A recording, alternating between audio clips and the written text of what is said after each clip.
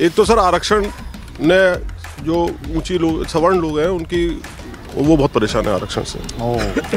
मैं किसी के लिए गलत नहीं कह रहा, दलित को और उसकी आवाजें लगती हैं कि भाई साहब आके एडमिशन ले लीजिए, और हमारे बच्चे 700 की रैंक पे ऐसे आंसू बहाते हुए बैठते हैं। हमारा जब MBBS में सिलेक्शन हुआ तो हम सेकंड वेटिंग लिस्ट से आए, 90% नंबर थे हमारे, और हम जब जाके वहाँ पहुंचे तो हमारी टेबल पे एक शेड्यूल ट्राइब बैठा हुआ था। एक पूरी की पूरी तबका शूद्र अति शूद्र कह के, अनटचेबल्स कह के उनको आपने पढ़ने लिखने का अधिकार नहीं दिया, आपने उनको कुएं से पानी पीने का अधिकार नहीं दिया, आपने उन्हें सार्वजनिक स्थानों से चलने का अधिकार नहीं दिया, आपने उन्हें संपत्ति अर्जित करने का अधिकार नहीं दिया। तो उन लोगों के साथ अन्याय हुआ कि नहीं हुआ? वो जो शूद्र काम करते थे, वो अगर वो काम नहीं करते तो कौन काम करता उसको? आपका भारद्वाज नाम बताया आपने, ब्राह्मण है। अगर आपको सिर्फ ये कह दें कि आपको सिर्फ पूजा पाठ करनी है, पोथी पत्रे पढ़ने हैं, मंत्रोच्चारण करना है, यज्ञ हवन करना है, डॉक्टर नहीं बनना है, तो आपको कैसा लगेगा? नहीं, देखिए आप बिल्कुल उस चीज को इस समय के परिप्रेक्ष्य में ना, मैं कनेक्ट कर रहा हूँ। मैं क्यों रिसर्च में तुम इन सभी स्टैंडर्ड लोगों को बैठाते हो, वो क्या खाक रिसर्च करेंगे? आपने ऐसा कोई अध्ययन हुआ है 90% इस देश में? ऐसा कोई रिसर्च हुआ है? आप नहीं, आप बात सुनिए, आप बात सुनिए। नहीं, ऐसे नहीं होता। आप मेरे को ये बताइए, कोई रिसर्च, कोई अध्ययन हुआ है जिससे ये साबित हुआ कि आरक्षण ने मेरिट का नुकसान किया है? मेरे फादर गरीब हैं, तो क्या मैंने कोई गुनाह कर दिया? बिल्कुल नहीं है। हाँ, तो फिर हमें क्यों नहीं रिजर्वेशन मिलता है? भारत में जातिवाद जो है, कास्ट बेस्ड डिस्क्रिमिनेशन, वो जाति के आधार पर होता है, आर्थिक आधार पर नहीं होता। इस बारे में आपका क्या है? ये वर्ण व्यवस्था चली आ रही है सनातन धर्म की, उसमें हम कुछ नहीं कर सकते। सरकारी नौकरियों में आरक्षण के लिए कोई समय सीमा नहीं है, 10 साल की कोई बात नहीं, संविधान में लिखा हुआ है। तो ये आप बता रहे हो हमें तो लोगों ने यही बताया। मैं ऑन कैमरा कह रहा हूँ भाई साहब, डॉक्टर साहब ऑन कैमरा बोल रहा हूँ। अमेरिका में आरक्षण है, एजुकेशन में भी है और जॉब्स में भी है। अरे भाई साहब गूगल कर लीजिए। अरे मैं अभी आपको सबूत देता हूँ भाई साहब, बिना सबूत के बात नहीं करते। हाँ, आप लोग हमसे क्या चीज सुनना चाहते हो? मैं तो आपने मुझसे सवाल किया, मैं उसका जवाब जान रहा हूँ, आपसे फिर सवाल कर रहा हूँ। नहीं, मैं अपोज क्यों नहीं करूँ? भारत के तमाम मंदिरों में सिर्फ और सिर्फ ब्राह्मण जाति के लोग पुजारी बन सकते हैं, वही यज्ञ करा सकते हैं, वही ये सदियों से चला हुआ 100% आरक्षण है ब्राह्मणों के लिए। इसके बारे में आपका क्या ख्याल? आप लोगों की क्या राय है? अपना नाम बताएं, परिचय दें। मैं डॉक्टर अवधेश भारद्वाज, मैं भी सर्जन हूँ। तो आपकी क्या राय है? इससे तो मैं थोड़ा सा दूर रहता हूँ, लेकिन मैं 2-3 मुद्दों में जरूर बात करना चाहूँगा आपसे। एक तो सर आरक्षण ने जो ऊंची लोग सवर्ण लोग हैं उनकी वो बहुत परेशान है आरक्षण से। कल मैंने कहीं पढ़ा 62.5% आरक्षण हो गया है सर। 62.5 में से घटा दीजिए तो जो बचा वो सवर्णों के लिए है। ये क्या चीज़ है, ये हमारी समझ में नहीं आई। आरक्षण से नुकसान हो गया सवर्ण भाई। आप एक गरीब आदमी है, उसको सारी चीज़ें दीजिए, डबल पढ़ाई के पैसे दीजिए, पूरी किताब फ्री दीजिए, ड्रेस फ्री दीजिए, एसी कहते हैं ना, बड़े घरों में एसी लगे रहते हैं साहब, ये बच्चे गर्मी में एसी लगवा एसी के पैसे दे दीजिए। लेकिन जहाँ कोचिंग तो फ्री है, बहुत जगह कोचिंग फ्री है, कोचिंग फ्री करिए। लेकिन जहाँ कंपटीशन की बात आती है वहाँ फिर सब एक प्लेटफॉर्म पे होने चाहिए। तो आरक्षण आपके सवर्णों को भी मिला है, EWS इकोनॉमिक वीकर सेक्शन सिर्फ और सिर्फ एक्सक्लूसिव सवर्णों के लिए है, उसका विरोध क्यों नहीं करते? वो जो सवर्णों के लिए 10% जो आरक्षण दिया है EWS में, उससे भी तो प्रॉब्लम आ रही है। जो सवर्ण जो है उनको तो उससे भी प्रॉब्लम आएगी ना। आरक्षण आप EWS का भी विरोध कर रहे हैं? मैं सब चीज का विरोध कर रहा हूँ सर। मैं कह रहा हूँ सुविधा हर वर्ग को मिलनी चाहिए पूरी गवर्नमेंट की तरफ से, सवर्णों को ना दें। सवर्णों को वो सोचते हैं कि सवर्णों के बाद तो बहुत पैसा है, बहुत सहूलियत है, ये तो अपना कर लेंगे, उनको बिल्कुल कुछ मत दीजिए, लेकिन उनको दीजिए, पूरा दीजिए। लेकिन जब कंपटीशन का मामला आए तो सब एक प्लेटफॉर्म पे खड़े होने चाहिए। आपके अगर आरक्षण के सवाल को मैं आगे बढ़ाऊं तो SC ST OBC का आरक्षण मिला के 49.5% EWS पे सुप्रीम कोर्ट में अभी पेंडिंग है, कुछ जगह लागू हो गया, वो अभी 3 मार्च को सुनवाई होने वाली है। 49.5% आरक्षण है, 51.5% आरक्षण जनरल कैटेगरी के नाम पे सिर्फ सवर्णों को मिलता है। तो आपको 51% है और बाकी को 49.5%, उनका तो आंकड़ा कम हुआ, तो जो ज्यादा मिल रहा है उसको दिक्कत क्या? मैं आंकड़ों पे जा ही नहीं रहा। मैं तो ये कह रहा हूँ कि जब कंपटीशन हो तो सारे बच्चे एक प्लेटफॉर्म पे खड़े होकर कंपटीशन दें, ताकि एक अच्छे बच्चों की एक फौज निकल के आए जो इस देश को संभाले। मैं आंकड़ों पे जा ही नहीं रहा। मैं तो ये कह रहा हूँ सबको एक कंपटीशन सबके लिए एक जैसा हो। तो कंपटीशन जब एक जैसा करेंगे तो इक्वल प्लेइंग फील्ड भी तो होगा। सब क्या बराबर हो गए हैं समाज में कि अब सबके साथ एक जैसा व्यवहार किया जाए?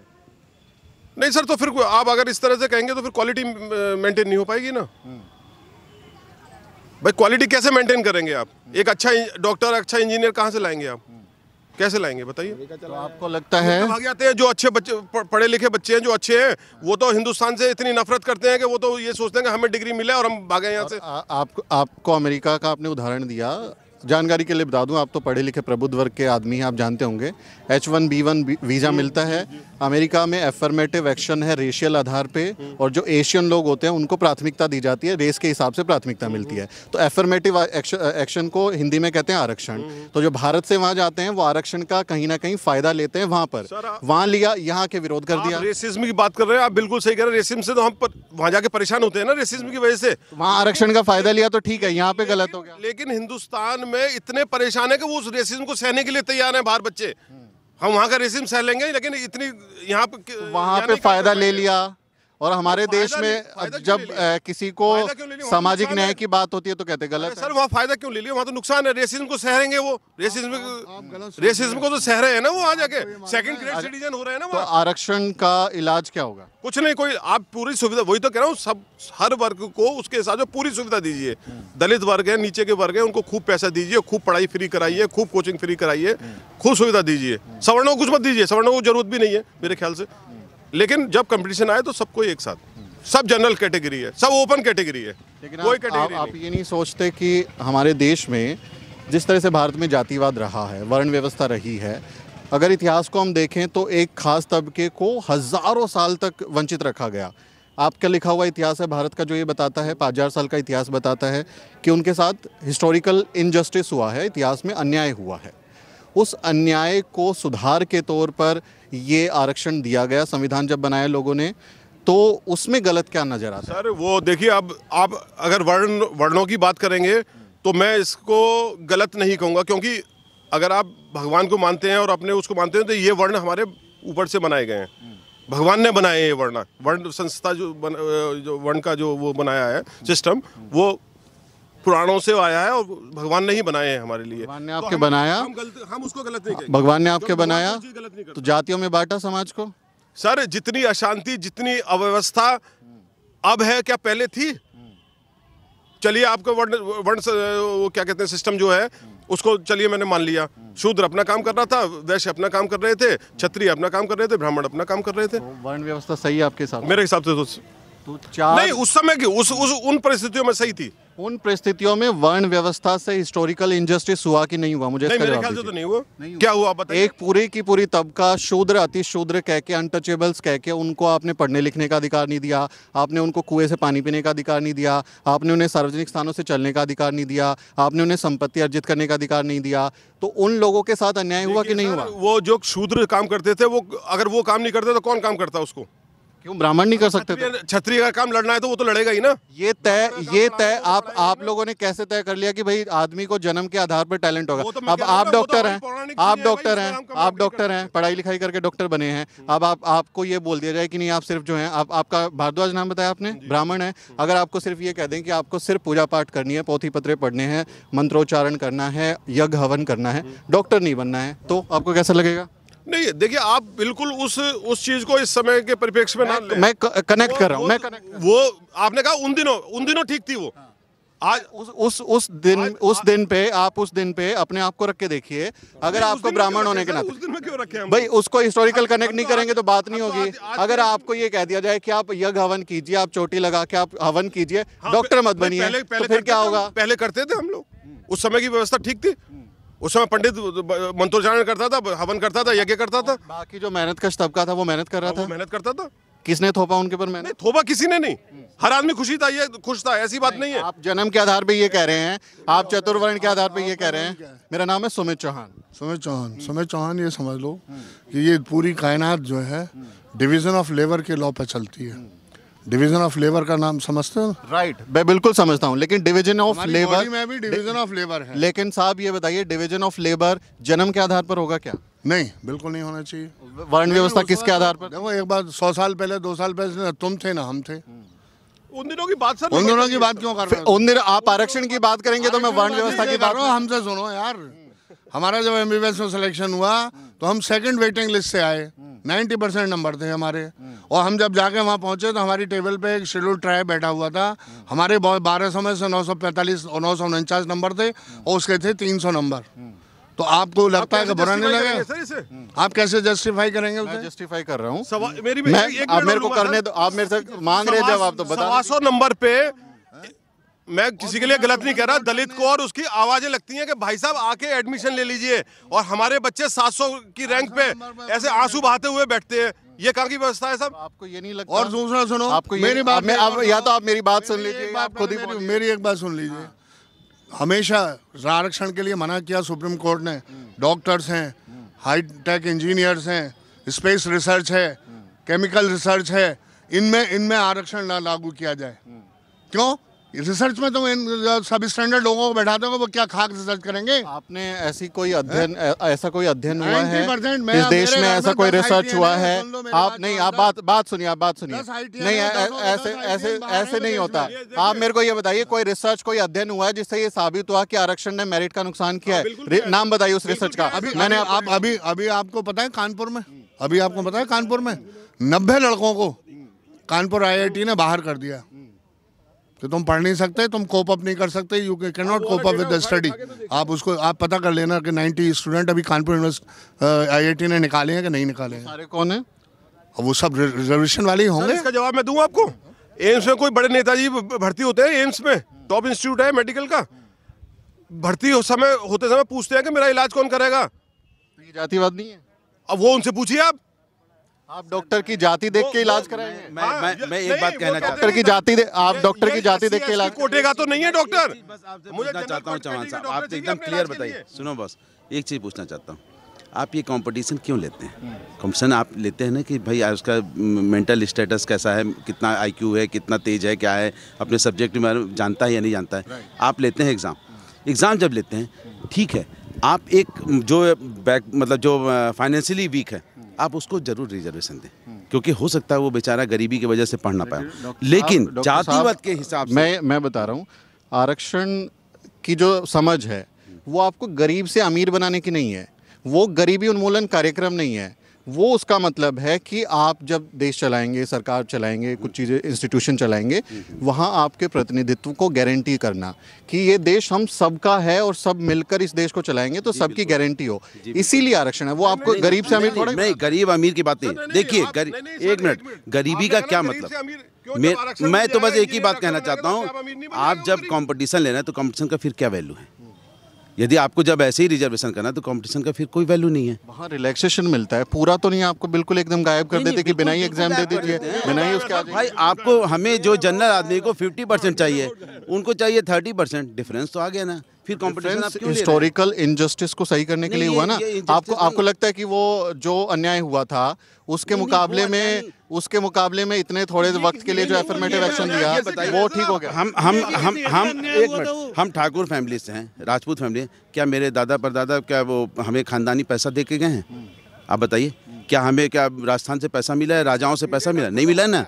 हम भी तो वैसे ही हैं, हमारी क्या गलती? बहुत सारे लोगों के पास में जमीनें, जायदाद, बिजनेस भारत में जाति के आधार पे होता है कि नहीं होता है? होता है ना। तो जो जिस जाति में पैदा हो गया उसके संपत्ति और सारी चीजें उसको मिल जाती हैं। मेरे फादर गरीब हैं, तो क्या मैंने कोई गुनाह कर दिया? बिल्कुल नहीं है। हाँ, तो फिर हमें क्यों नहीं रिजर्वेशन मिलता है? एक बात बताइए। रिजर्वेशन आपको अमीर बनाने के लिए नहीं दिया जाता। मैंने बोला नहीं। देखिए, हर आदमी का मेन मकसद क्या है? आदमी को पैसा चाहिए, आदमी को अपनी जीविका चलाने के लिए धन चाहिए, ठीक है ना। वो धन कहाँ से आएगा? जीविका कैसे चलेगी ये बताइए? जीविका तभी ना चलेगी जब हमें रोटी मिलेगी, अदरवाइज हम कैसे जिंदा रहेंगे? तो यस, या मैं कहता हूँ पढ़ाई लिखाई सब कुछ फाइनेंशियली वो है, इम्पोर्टेंस है उसको। आप दूसरा तर्क, एक तर्क पे और सवाल लूंगा मैं आपका भी एक तर्क पे और। भारत में जातिवाद जो है, कास्ट बेस्ड डिस्क्रिमिनेशन, वो जाति के आधार पर होता है, आर्थिक आधार पर नहीं होता। इस बारे में आपका क्या कहना? ये वर्ण व्यवस्था चली आ रही है सनातन धर्म की, उसमें हम कुछ नहीं कर सकते। हमारा भी जन्म एक इत्तेफाक है, हम कोई जानबूझ कर थोड़ी पैदा हुए हैं यार। ये तो ईश्वर ने हमें पैदा कर दिया, ब्राह्मण हो गए। मेरे बाबा पंडिताई करते थे, मेरे पास 300 रुपए नहीं होते थे MBBS में पढ़ने को यार। मुझसे तो कोई नहीं पूछने आया। आप मेरी वेदना क्यों नहीं समझते? लेकिन आपके साथ भेदभाव ये हुआ, आपके साथ भेदभाव हुआ कि ब्राह्मण है, इसको टच मत करो। 10 साल के लिए लगाया था ये। 10 साल के लिए कौन से आर्टिकल में, कौन से आर्टिकल में? सिर्फ पैसे वोट लेने के लिए, ये बिल्कुल। मैं बता देता हूँ, मैं बता देता हूँ आपको। आर्टिकल 335 भारतीय संविधान में है, जिसमें आरक्षण की व्यवस्था है। आप जो 10 साल का कह रहे हैं ना भाई साहब, हिस्टोरिकली आप उसको एक बार देखेंगे, पढ़ेंगे, समझ में आएगा। That was for representation in assembly and parliament. वो सिर्फ विधायिका में आरक्षण की बात है। सरकारी नौकरियों में आरक्षण के लिए कोई समय सीमा नहीं है। 10 साल की कोई बात नहीं, संविधान में लिखा हुआ है। ये तो आप बता रहे हो हमें तो लोगों ने यही बताया। मैं ऑन कैमरा कह रहा हूँ भाई साहब, डॉक्टर साहब ऑन कैमरा बोल रहा हूँ, ऑन कैमरा बोल रहा हूँ। आपके पास मोबाइल है? मोबाइल है? आपने कुछ कह दिया, उसकी कोई वैल्यू है? आपके पास मोबाइल है? मोबाइल है। आर्टिकल 355, आर्टिकल 335 गूगल कर लीजिए भाई साहब।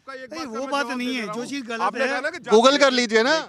मैं तो मना नहीं कर। मैं एक बात, आपका फैक्ट मेरा फैक्ट सही साबित होगा कि गलत। पॉलिटिक्स के बारे में या बहुत राजनीति के बारे में नहीं जानता, बस मैं इतना जानता हूँ कि यदि आप जो है, मतलब सीधी बात है कि यदि आप जो है अपने देश को उठाना चाहते हैं, बढ़ाना चाहते हैं, आगे बढ़ना चाहते हैं, या किसी भी परिवार को भी बढ़ना चाहे, तो भाई साहब उसमें जो है आपको शिक्षा बहुत ज़रूरी है और पढ़ाई लिखाई ज़रूरी है, समझ रहे हैं? और आरक्षण तभी मिलेगा, अब मतलब ये ख़त्म होगा तभी परिवार आगे बढ़ेगा, अदरवाइज नहीं तो नहीं बढ़ पाएगा।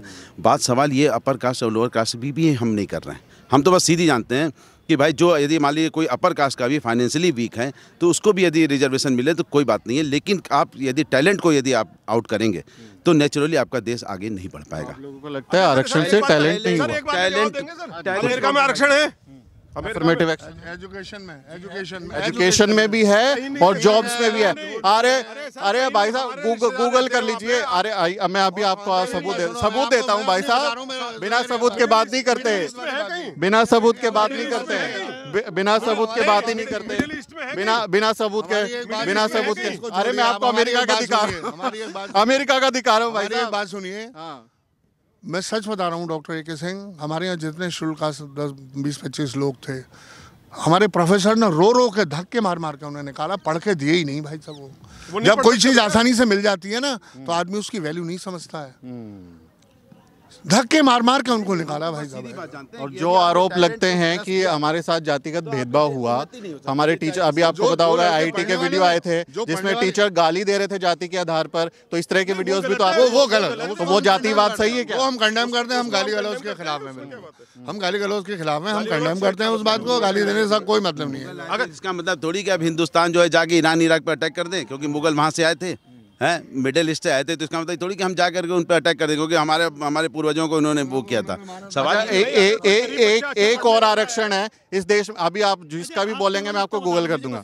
हाँ, आप लोग हमसे क्या चीज सुनना चाहते हो? मैं तो आपने मुझे सवाल किया, मैं उसका जवाब जान रहा हूँ, आपसे फिर सवाल कर रहा हूँ। नहीं, मैं अपोज क्यों नहीं करूँ भाई? आप अपनी बात रख रहे हैं लोकतंत्र में। मैं बात जानता हूँ, एक छोटे से जबकि बात कर रहे हैं ना, उस समय जो हम लोग कमाते थे पैसे, आपके फादर हो, मेरे फादर हो, किसी के भी हो, वो केवल अपना खाना पेट भरने के लिए कमाते थे और उन पे अगर अत्याचार हो भी रहा था तो वो सहन करते थे।